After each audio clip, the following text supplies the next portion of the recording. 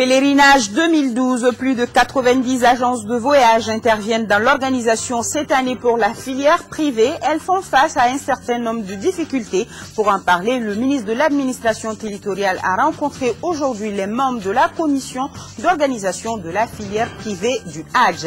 22 septembre 1960, 22 septembre 2012, le Mali est indépendant depuis 52 ans. C'est dans une salle du lycée technique de Bamako qu'a été prononcé les discours d'accession du pays à la souveraineté nationale, un lieu peu connu des Maliens que nous vous invitons à découvrir ce soir.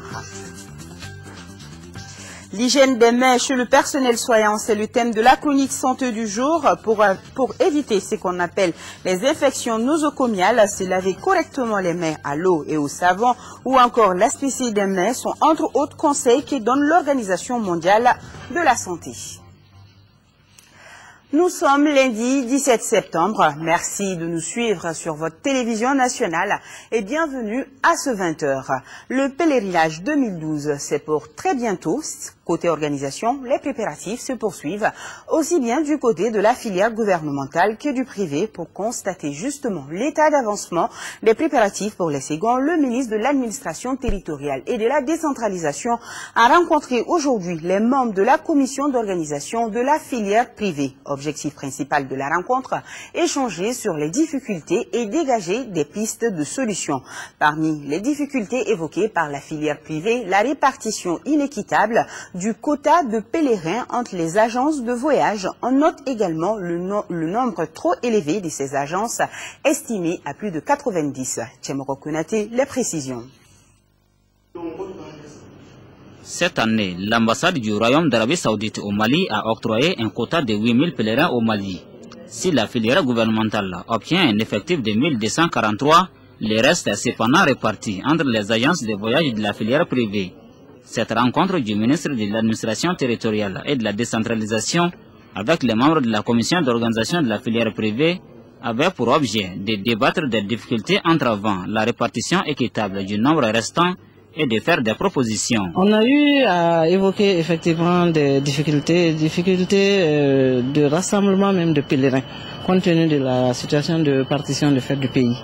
Mais c'est des difficultés auxquelles nous accordons beaucoup d'importance, mais qui ne devraient pas nous arrêter quant à l'organisation de cette activité très lucrative pour les agences de voyage. Au Mali, on dénombre plus de 90 agences de voyage, dont certaines seraient fictives.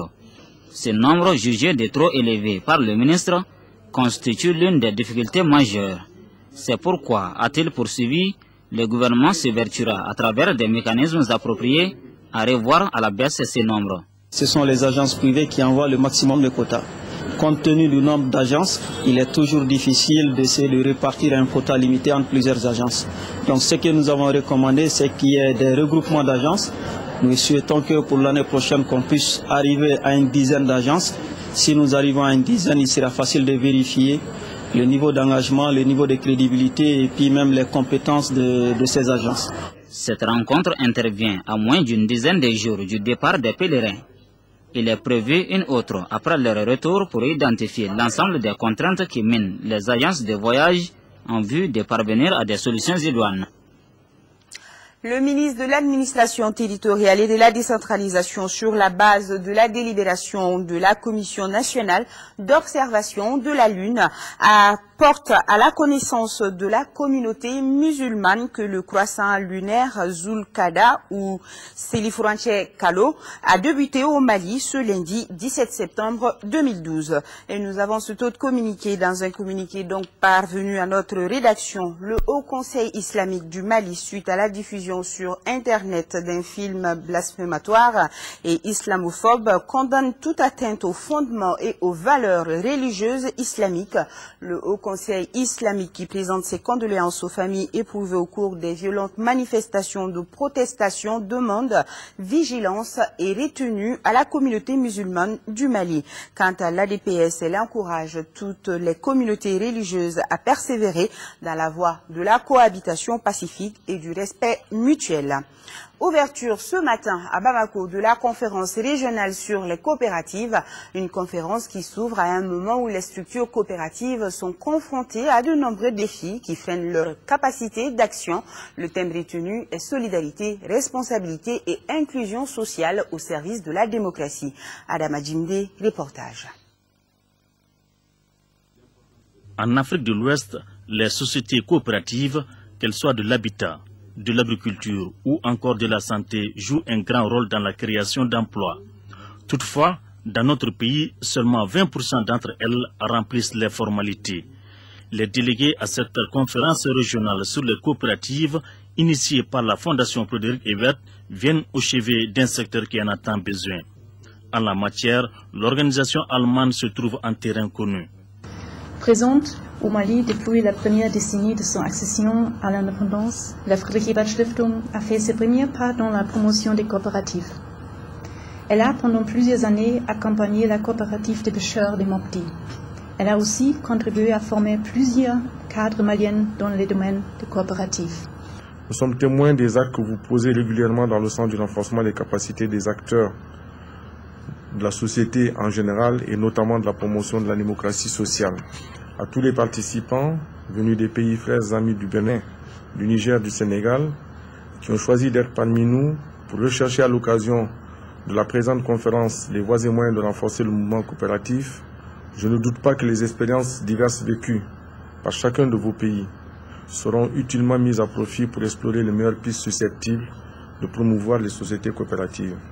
La présente conférence va plancher sur le thème solidarité, responsabilité et inclusion sociale au service de la démocratie. Compte tenu des défis du secteur, les acteurs tentent de s'organiser. Ce que nous attendons, c'est la fédération de toutes les coopératives africaines pour pouvoir répondre aux besoins de la population. Le concours d'entrée à l'Institut national des arts INA a débuté ce matin. Ils sont cette année 475 candidats pour 170 places disponibles. Le concours est ouvert aux détenteurs du diplôme d'études fondamentales de l'année en cours et aux fonctionnaires de l'État de la catégorie C. Et exceptionnellement, cette année, compte tenu du faible taux enregistré au DF, les diplômés de 2011 ont été acceptés. Mohamed Diarra a suivi le ministre de la Culture qui était ce matin à l'INA pour encourager les candidats. Reportage. L'Institut national des arts est l'une des plus vieilles écoles de la sous-région. Créée en 1932 sous l'appellation de la Maison des artisans, puis devenue l'INA en 1963, cet établissement a formé plusieurs artistes de renom. La plupart de ces derniers sont aujourd'hui responsables de cette école. D'année en année, ils sont donc nombreux les candidats à se présenter au concours d'entrée à l'INA. Cette année, ils sont 475 à compétir pour 170 places dans les 5 sections de l'établissement. La priorité est donnée à ceux qui ont fait le DF en 2012. Et il y a les candidats professionnels aussi.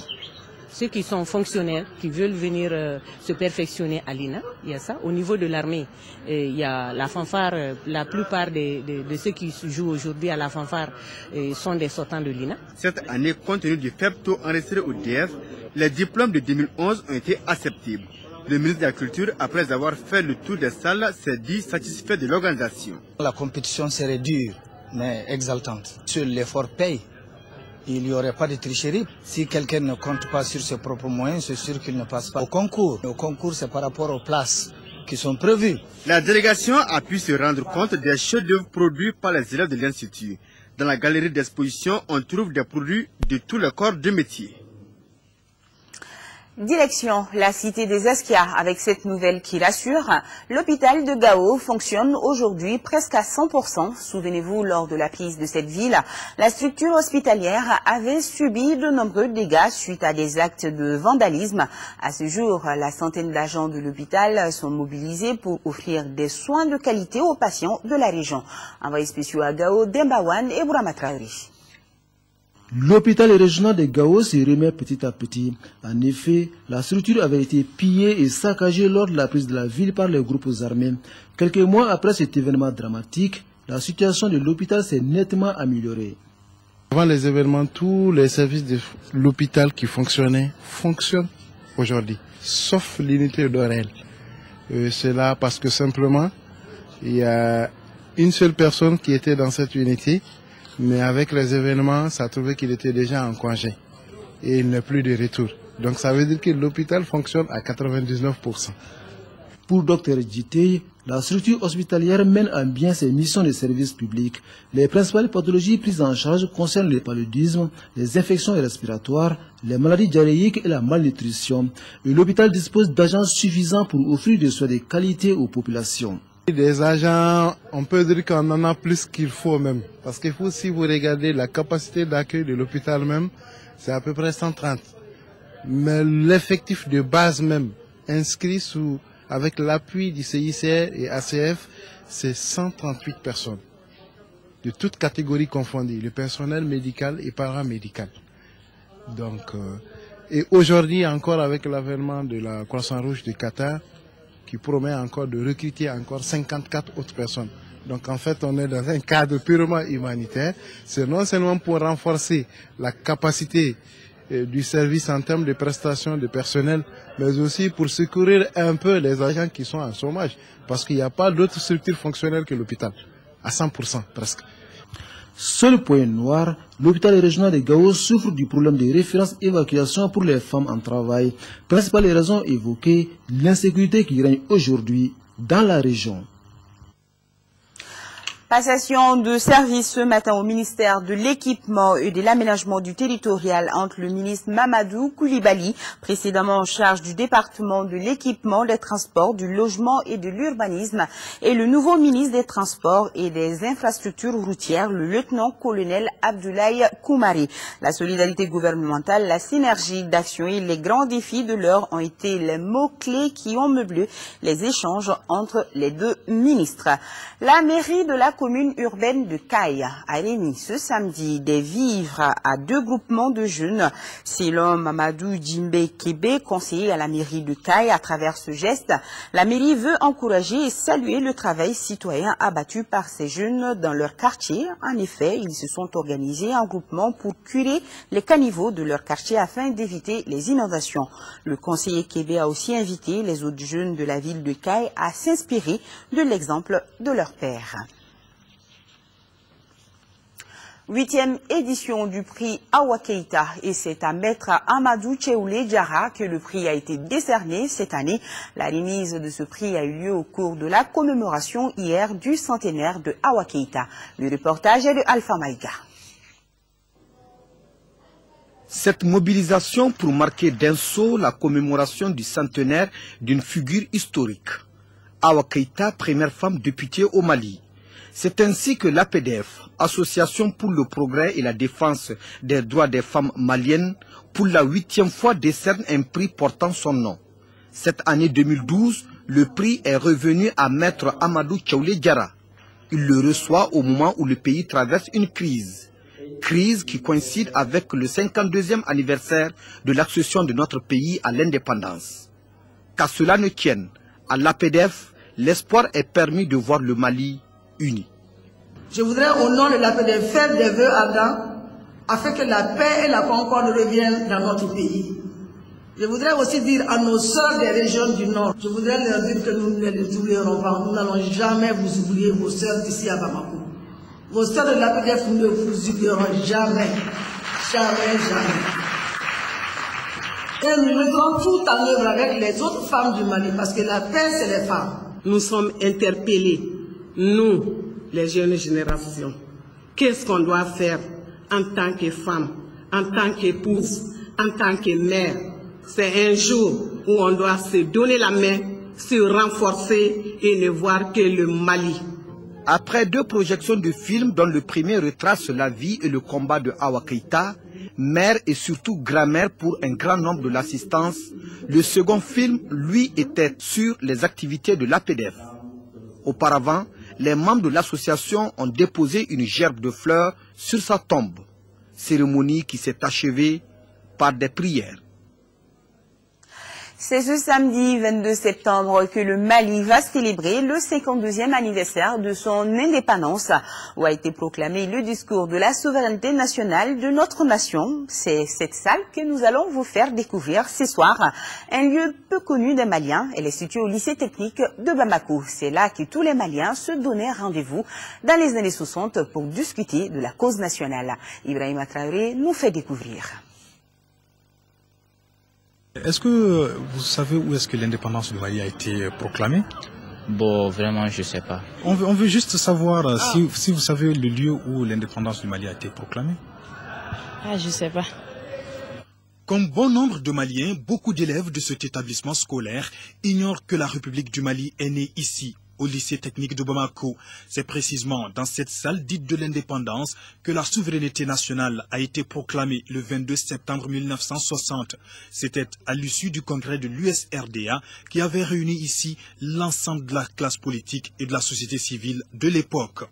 À l'époque, déjà, il y avait un consensus total sur la démarche.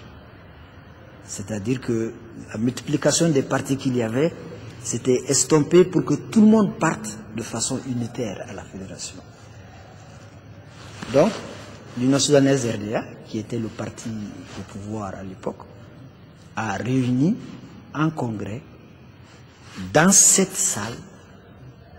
Cette salle, pourquoi? Parce que à l'époque, le niveau d'équipement du Soudan était tel que la plus grande et la meilleure salle que l'on pouvait offrir à plusieurs délégués, c'était vraiment cette salle-là.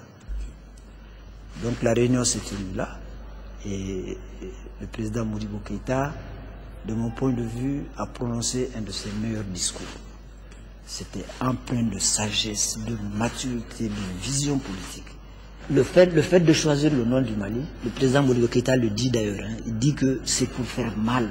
Ceux qui pensaient qu'ils vont, disons, faire disparaître le Mali, le nom du Mali, à travers la République du Mali, va continuer à sonner comme un gong dans la conscience de ceux qui ont voulu briser et faire disparaître le Mali. La mythique salle de l'indépendance garde encore ses premiers carreaux. Les portes et les fenêtres restent toujours intactes. En 1960, ce lieu incarnait une véritable école de culture patriotique. Tous les Maliens se retrouvaient ici pour se parler. Si vous regardez la classe politique de l'époque, elle s'était battue pour donner une identité, une image, une âme à un espace, le Soudan français, qui en fait existait déjà en termes de construction historique. Mais malgré que l'on ait créé les colonies, le Soudan est resté le roc, parce que nous étions le cœur du dispositif de l'Afrique occidentale. Donc la situation que nous vivons maintenant, elle peut et doit même s'inspirer du sacrifice, de la lucidité, du désengagement, l'engagement total au service du pays, pour justement résoudre le problème qui nous est posé. Et ça s'est fait dans une belle unanimité. Tout le monde était présent. Je répète, l'Union soudanaise RDA, le PSP qui avait même changé de nom entre-temps. Tout le monde était là, on se retrouvait dans une grande structure. Pour la cause du Mali. Les pères de l'indépendance ont posé avec fierté leur acte. Le Mali d'aujourd'hui doit s'inspirer de cet exemple d'antan pour faire face aux challenges du moment. Voilà, le lycée technique qui est situé à Médina Koura, et le RTM vous proposera tout au long de cette semaine de nombreux sujets sur le 22 septembre. Nous avons ce communiqué. Le gouvernement apprend par diverses sources concordantes que les terroristes et les extrémistes qui occupent illégalement les régions de Gao, de Kidal et de Tombouctou continuent de faire subir des exactions aux habitants. Ces actes condamnables qui constituent un déni de tout état de droit sont en fait une fuite en avant et traduisent le déphasage entre les intentions chimériques des terroristes et le désir profond des populations. Le gouvernement tient à renouveler sa compassion à tous les compatriotes vivant dans ces zones et à rassurer l'opinion nationale et internationale que ces crimes ne resteront pas impunis. La détermination du gouvernement à rétablir l'intégrité territoriale du Mali est plus forte que jamais. En vue de matérialiser cette priorité des priorités, le gouvernement va continuer de mobiliser tous ses partenaires en Afrique et dans le monde afin de bénéficier sans délai de leur soutien approprié. Sport à présent, la 21e édition du championnat national de volleyball a pris fin hier au stade du 26 mars de Yirimadio. Pendant une semaine, 5 régions et 4 équipes du district se sont affrontées dans ce championnat. Au finish, l'USFAS en hommes et Koulikoro en dames ont rapporté les trophées.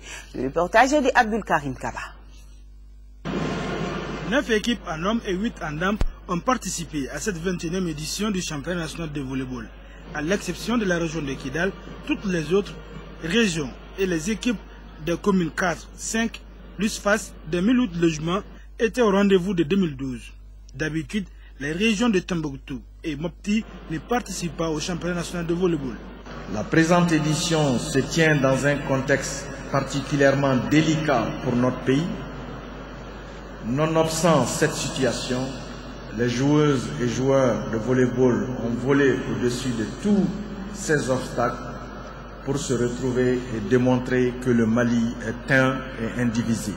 En finale dames, Koulikoro en jaune a battu la commune 5 par 3-7 à 1, soit 25-17 au premier set, 22-25 au deuxième, 31-29 au troisième. Cette partie a été la plus disputée avec la parité. Au quatrième set, les dames de la cité du Mégatam l'emportent 25-17. La capitaine de Koulikoro dédie cette victoire à la paix au Mali. En homme, l'USFAS en jaune-bleu a pris le meilleur sur la commune 5, battue par 3-7 à 0. Les USFASiens ont pris ainsi leur revanche sur les communards détenteurs de la dernière édition. Le ministre de la Jeunesse et des Sports a saisi l'occasion pour saluer la bonne organisation du championnat national de volleyball. l'USFAS en homme et Koulikoro en dames remportent l'édition 2011 du championnat national de volleyball. En plus des prix de la Fédération malienne de volleyball, le ministre de la Jeunesse et des Sports a donné des enveloppes aux finalistes, aux arbitres et à l'équipe Fair Play Gao. Selon les observateurs, l'édition 2012 a été d'un bon niveau, vu les résultats des oppositions. Les délégations se sont donné rendez-vous pour 2013 pour la 22e édition du championnat national de volleyball. Sport toujours, fin hier à Koulikoro de la 17e édition du championnat national de pétanque. Avec le sacre de Caille, la triplette caïsienne a battu celle de Bamako par 11-5. Le résumé, c'est avec Isaac Tchenou. Caille en blanc règne sur le trône du championnat national de pétanque. C'est le verdict de la 17e édition jouée à Koulikoro. En finale disputée contre Bamako, 9 men ont suffi à nous Sangaré, Dipele et à ses partenaires de monter sur la plus haute marche du podium. Score 11-5. Vraiment, je suis heureux aujourd'hui. C'est la deuxième fois consécutive au Japon pour le championnat. Un tournoi bien apprécié par la direction technique de la Fédération malienne de pétanque.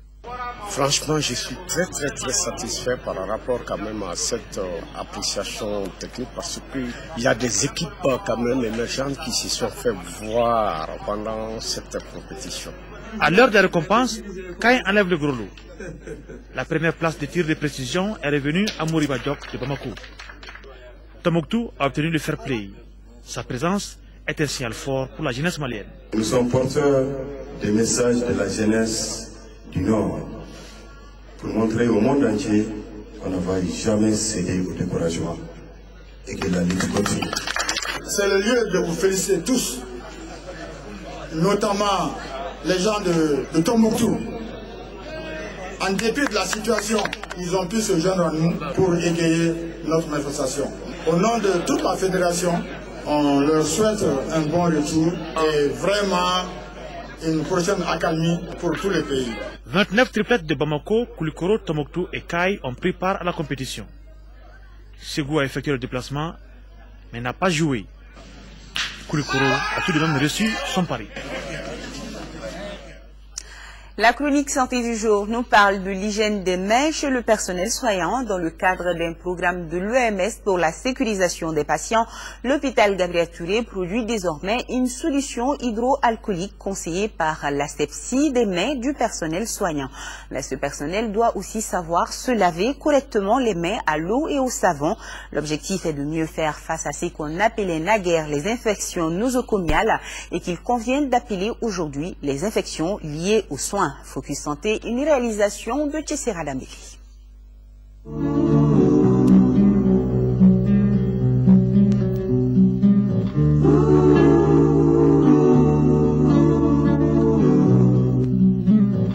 L'hygiène des mains est l'un des éléments clés de la vie quotidienne. S'il nous est conseillé tous les jours de nous laver les mains au savon et à des moments donnés, les exigences sur le personnel soignant des structures de santé sont plus grandes. Pour celui-ci, il s'agit de le faire à des moments bien indiqués. Il y va en fait de la santé du patient et de celle du personnel soignant qui n'est pas à l'abri des infections. En 2009, l'Organisation mondiale de la santé a lancé le partenariat africain pour la sécurité des patients. C'était pour sécuriser plus le soigné et le soignant contre ce qu'on appelle aujourd'hui les infections associées aux soins. Ça va plus large, c'est pas seulement à l'hôpital, mais on dit plus infection nosocomiale, on dit infection associée aux soins. Ça va au-delà de l'hôpital. Nosocomiale, c'est au sein de l'hôpital, mais maladie associée aux soins, c'est en dehors de l'hôpital et à l'hôpital. Je prends un exemple, même des soins prodigués par un personnel soignant à domicile, lorsque les patients s'infectent, donc c'est une infection associée aux soins. Et ça va au-delà de la sortie du patient. Le patient peut sortir et même 30 jours après, s'il contacte une infection, c'est une infection associée aux soins. On pense que l'hygiène des mains est simple, mais lorsqu'on s'y met, on se rend compte que c'est simple, mais très peu de praticiens y pratiquent. Alors que ça peut amener d'autres infections plus graves. Après l'hôpital du Point G, c'est à Gabriel Touré de se mettre à jour en ce qui concerne la sécurité des patients. La structure vient de boucler une formation du corps soignant et des agents de la protection civile de Bamako et de Kati en hygiène des mains. C'était à travers le lavage à l'eau et au savon et à travers la friction avec la solution hydroalcoolique. En milieu de soins, nous préférons le savon antimicrobien, qui le plus souvent est un savon liquide. Et c'est ce que nous enseignons aux professionnels soignants de l'hôpital, de façon à ce que cette activité, en dehors de l'hôpital aussi, puisse être accomplie dans tous les établissements de soins à travers le pays. L'autre moyen, la friction hydroalcoolique, c'est l'utilisation d'une solution hydroalcoolique qui se fait déjà ailleurs dans beaucoup de pays. Et cette friction des mains est indiquée chaque fois que le personnel soignant doit prodiguer des soins aux patients, chaque fois qu'il a quitté un patient pour aller vers un autre patient, chaque fois qu'il a encouru le risque de venir en contact avec un liquide biologique qui peut être contaminant. Des études avaient été menées pour voir la faisabilité du projet dans cet hôpital de première référence. Les résultats suggèrent des efforts de la part de la structure pour pouvoir réussir l'introduction de ces techniques. Nous avons constaté qu'au niveau de l'hôpital, nous avons pu recenser 25 lavabos qui étaient alimentés en eau propre, donc fonctionnels, par rapport à un total de lits d'hospitalisation d'à peu près 463. Donc quand on fait le rapport, on est à peu près à 5% ou 5,5%. Donc en réalité, il faut dans les normes un lavabo pour 10 lits d'hospitalisation. Donc on est un peu loin des normes. On a constaté au cours de l'enquête des structures aussi l'absence de distributeurs. Ces distributeurs qui doivent soit contenir le savon pour assurer le lavage des mains au niveau des lavabos, soit des distributeurs au niveau des lits d'hospitalisation pour permettre la friction à la solution hydroalcoolique, voilà, ou des flacons de poche chez les soignants. Comme ça, ils se déplacent avec, ils pourront l'utiliser à tout moment. Donc au cours de l'enquête, nous avons pu rencontrer 63 agents et aucun de ces agents ne disposait d'un flacon. L'hôpital Gabriel Touré devra faire des investissements pour réussir l'introduction de ces techniques. Mais déjà la solution hydroalcoolique utilisée dans la friction des mains est déjà produite sur place. Elle sera mise à la disposition de tout le personnel soignant pour sa sécurité et pour celle des patients.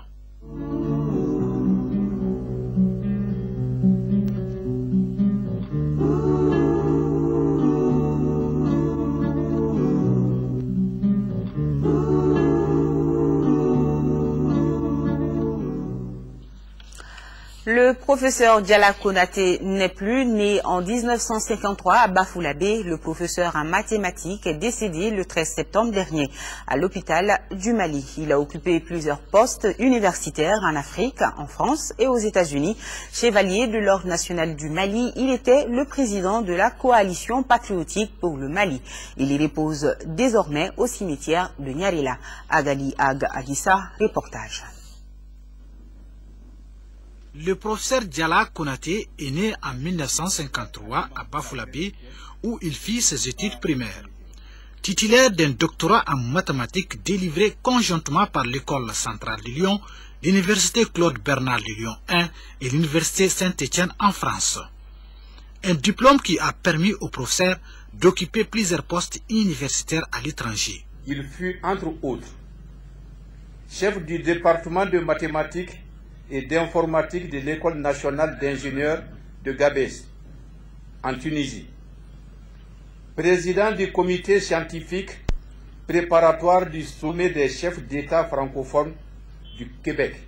Directeur du centre de recherche du département international Institute of Information Technology de Virginie Tech. Directeur de l'Institut des calculs intensifs du WSSU, Caroline du Nord, président de l'Université technologique Sahel Tech. L'auteur de plusieurs publications, dont un livre en mathématiques, est rattaché à son pays où il préside la coalition patriotique pour le Mali CPM jusqu'à son dernier jour.